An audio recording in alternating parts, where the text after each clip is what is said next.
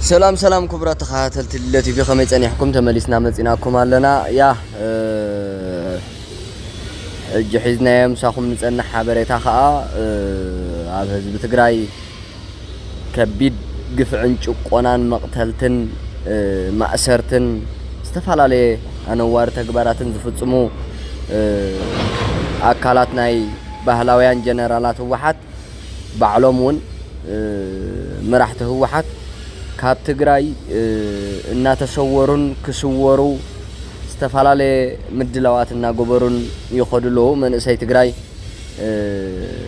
زم دم زم بأخا من بارز خلوخا بحفشة حزب تجراي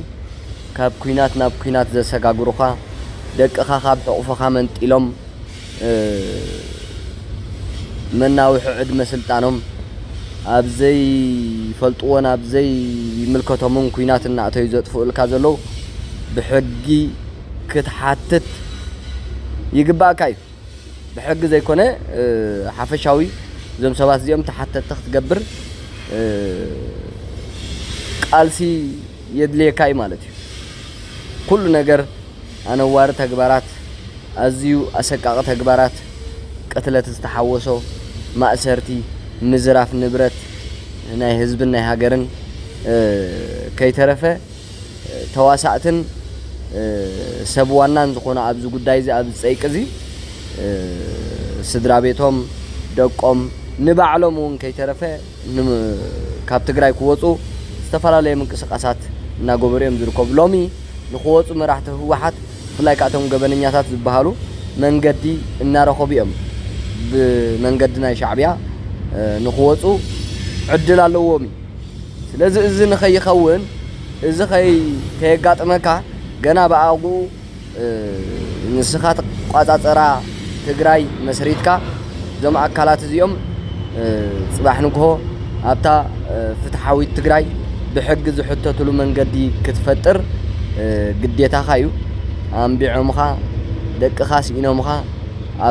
ኣብ ፀሓይ ቀትሪ ህይወት ደቅኻ بأسقاق تكبارات قتيلو من ادمي من كاب حقفخا خملطو خم اخلكا خملطو يبلوم نمنتا يملطو ስለዚህ ንሪኦ ለና ይረአ ለዩ ዘምለጥለው ንኸምልጡ ከዓ ዝተፋላለየ ምድለዋት ኣብ መወዳእ ዝርከብሉ ንስማዓዮም መዝሓውና ኣብ ትግራይ መንየምቶም ዘምለጡ እንመን የምከተም ከምልጡ ካብ ማእኸል ትግራይ ካብ ህዝቢ ትግራይ ምስ ገበናቶም ንኸምልጡ ኣብ ዝተፋላለየ ምንቅስቃሳትን ምድላዋትን ዝርከቡ ገሊጽዎ ለዝሓውና ንስማዓዮ ክሳብ መወዳእታ እሺ ሰላማት ሃመይ ትውዕሉ ቁራን ኣብ ደገና ውሽጥ እንደለኹም በተለይ ተጋሩ ኸዚ ሞጺናኞ ና ሓፍትና ዘውዱ ቀታሊ ማለትም አዛዚ አርሚ እስራኤል ክልተይ ወዱ ማለት እዩ ስለዚህ እቱ አማውታ ልፍለጥ እዩ በመኪናና ጎተታ ማእኸል ጽርግያ ቆቲልዋ እዩ ካብ ልፍትሐውን ትወዱ ብዙሕ ገይሩ እዩ ላና ግን ሓሰውቲ ልኩምና ተጻሪፍኩምና የለይ ልናኩም ኣብ ጣብያ የለይ ተዋሂሉ ምንም መረጋገጺ ከተምጽና ይኻልኩም ማለት እዩ ኸዚ ሞጪኛ ግን ና ማሕበር ኮንስትራክሽን ሚት ስሳይ ልትባሃል ኣፍቲ ኮንስትራክሽን እሱ ና ኣቕሓ መለዋወጢ ካብ ውጪ ኣትነይሩ ልዕሊ 1.2 ቢልዮን ልተዋጽኦ እዩ ዝማሕበር እዚ ማለት እዩ እዚ ተወጽእ ተሎ ደማይ ኣዛዚ ኣርሚ እስራኤል ክልተይ ገብረስላሴ لتبهال أفت محاور السو نير يوم على أفت محاور السو لعتو كعوي لودليو سبات دماي أفت وداوس لولو يو توصي تخلي لبل حق له وزرو قرب ليوانوس لا أوزو محاور زي ميت سساي ناقة حمل لواوت ممسي كابدقة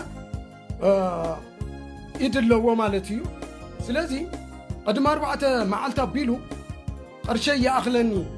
هوني لوم لتمحور يبلناني أنا يلمو بحيلا قديدو ቅርሺ ሒዙ ወፂሎ ማለት እዩ እታ ማሕበር እዚኣ ምንም ክትገብር የኽኣለቲ ሰወይቱ እውን ኣብቶም ማሕበር ኮንስትራክሽን ሚትስሳይ ልትበሃል ኣብ ትግራይ ለላ ሰበይቲ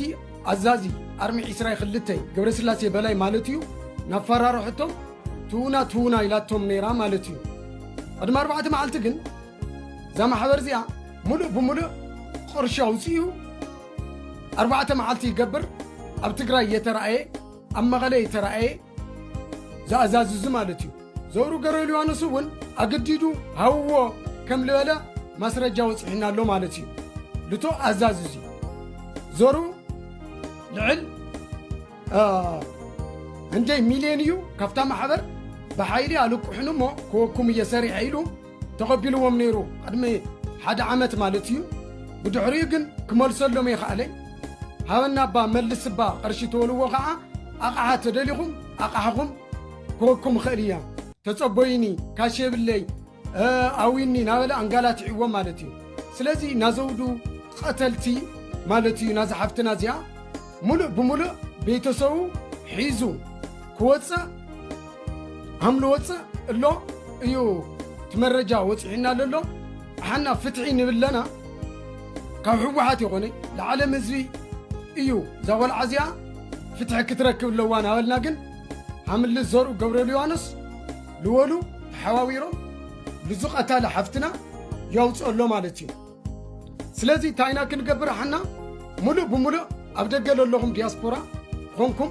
ናዞም ቤተሰብ እዚኦም ኢንፎርሜሽን ላብላኣተውዎ ክንወኩም ኢና ብዓለም ኣቀፍ ሕጊ ክታትሕዝዎ ሓፍትና ቀታልያ ፍትሒ ክትረክብ ማለት እዩ ኩለና ክንረባረብ ይግብአና ማለት እዩ ኣታ ዘርኡ ገብረሉ ዮሃንስ ኣብ 11 ዓመት ውሽጢ 94 ዓመተ ምህረት ጫማ ያዝር ነይራ ልበልካ ኣብ 20 ዓመት ሙሉእ ለቢሊነርነት ልተቐየርካ ሰብ ብለይ ምኽንያት ምዃኑ ግልፂ እዩ ብለይ ምኽንያት ይኾነ ምኽንያቱ ናቱ ወንጀለኛ ናሕወሓት ቀተልቲ ህዝቢ ትግራይ በላዕቲ ህዝቢ ትግራይ ማለት እዩ ተሓባባሪ ብምዃንካ እዩ ለውዚ ሃብቲ ዝበፅሕካ ኣለኻ ማለት እዩ እዛ ቆልዓ እዚኣ ብመኪና እያ ተጎቲታ ተቐቲላ እያ ንቐተልታ ግን ቅርሺ ሃው ላቦኣ ላቡ ቀተልታ ሃው በልካ ንስኻ ኣፍቲኻ ኣውፂኻዮ ኣለኻ ማለት እዩ ስለዚ ህዝቢ ትግራይ ክትፈልጥ ልግበአካ ካብዚኦም ፍትሒ ክትረክብ ካብዚኦም ነፃነት ክትረክብ ኣይኾንካይ ልግበአካ ክትቃለሶም ኣብ ሞት ዚኦም ኢና ፍትሒ ክንረክብ ማለት እዩ ስለዚ ኩለና ሼር ንወሎ ለዓለም ህዝቢ ክፈልጥ ኣለዎ ቀታሊ ዘውዱ ብሓይሊ ካብዛ ዓዲ እዚኣ ሃምሎ ወፅሎ እዩ እቲ ኢንፎርሜሽን ወፅሒና ኣሎ ቴንኪዩ ዓለም ክፈልጦ ይግባእ ዘርኡ ገብረሉ ዮሃንስ ፅባሕ ተሓታቲ ኢኻ ላብ ልትወፆ ቅርሽኻ ሃፍትኻ ኣብ ኢትዮጵያ እምበይ ኣብ ደገ ይኾነ ልሎመዓንቲ ክትወፅእ ትኽእል ኢኻ ክተውፅኦም ትኽእል ኢኻ ልባዕኽለኻለ ክትወፅእ ትኽእል ኢኻ ናጋንጎ ግን ትግራይ ሃማኹም ልበለ ኣብ ዓለም ሕጊ ክንፈረደኩም ኢና ማለት እዩ ዘውዱ ብዙሓት ዘውዱ ቀተልቲ ተሓባባሪ ንስኻ ምዃንካ ማለት እዩ ዓሚ ድዩ ቅድሚ ዓሚ ታስታውሱ ትኾንኩም ዘርኡ ገብረሉ ዮሃንስ ኣብ ገዝኡ ልተዘጋጀየ ኣርቲስታት ያ ከምዚ ክትሰምዑ ፀናሕኩም ይኹብራት ተኸታተልቲ ቲቪ እቶም ኣብ ማእኸል ትግራይ ኣብ ልዕሊ ህዝቢ ትግራይ ዝተፈላለየ ግፍዓዊ ጨፍጫፍ ነውሪ መቕተልቲ ኩሉ ዓይነት ኣዝዩ ግፍዕታት ዝፍጽሙ ዝነበሩ ካብ ትግራይ ንኽወፁ ኣብ ምድላዋት ከም ዝርከቡን ገና እውን ብከምዚ ዘይተገልጸ ካብ ማእኸል ትግራይ ዝወፁ ከም ዘለዉ ርዱ እዩ ስለዚ ህዝቢ ትግራይ ኣብዚ ቆቋሕ ኮንካ ቀተልትኻን ሓረትኻን ምንባር ዝኽእሉኻ ኣብ ማእኸል ዓድኻን ካብ ኩናት ናብ ኩናት እናሰጋገሩ ደቅኻ ዘጥፍኡልካ ዘለውን ከየምልጡ ብጥንቃቐ ምክትታል ከድልየካ እዩ እዞም ኣካላት እዚኦም ኣብ ማእኸል ህዝቢ ትግራይን ኣብ ውሽጢ ትግራይን ተሓተቲ ክኾኑ ጥራይ ዘለዎም ስለዚ ክቡራት ተኸታተልቲ ቲቪ እዚ ክትሰምዑ ፀናሕኩም ኣብ ማእኸል ትግራይ ከጋጥም ዝፀንሐን ዘጋጥም ዘሎን ገበናትን ቅትለትን ፈጸምቲ አካላት ካብ ትግራይ ንኽወፁ ዝገብርዎ ዘለዉ ምድላዋትን ወይ ዘርእይዎ ዝጸንሑ ዘርእይዎ ዘለውን ምንቅስቃሳት ናይ ምህዳም ካብ ማእኸል ትግራይ ዝምልከት እዩ። ስለዚ ክሳብ መወዳእታ መደብና ምሳና ስለ ዝጸናሕኩም ኣመስጊና ሰላም